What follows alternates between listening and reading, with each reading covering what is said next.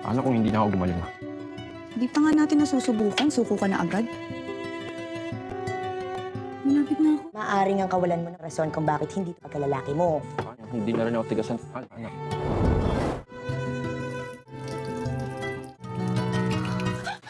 Sino ka? Call. Pala si Dana. Dana, si Kokoy. Siya yung bagong katulong ko dito sa spa. Magandang umaga po. Siya? Mahirap ba maging bulag? Mahirap. Pero malakas ang pakiramdam ng isang bulag. Pambawi sa kawalan ng paningin. Sigurado ka ba sa trabaho lang pumupunta yun? Baka naman may mga extra, alam mo na. Talasan mo kayong pakiramdam mo. Ramdam ko, mahal ako ng asawa ko. Eh, di ko yun na. Dana? Masarap mo talagang magmasahe. Koy, andyan ka ba? Hindi ko lang siya papantayan. Mas hihigitan ko pa siya. Mahal na mahal kita, Ed. Si Dana ang mahal ko.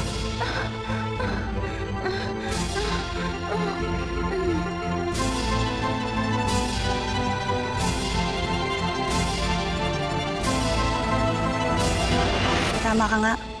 Madaling pakisamahan si Kokoy. Sabi ko naman sa'yo hindi ako nagkakamaling pagkatiwalaan yung batang yun.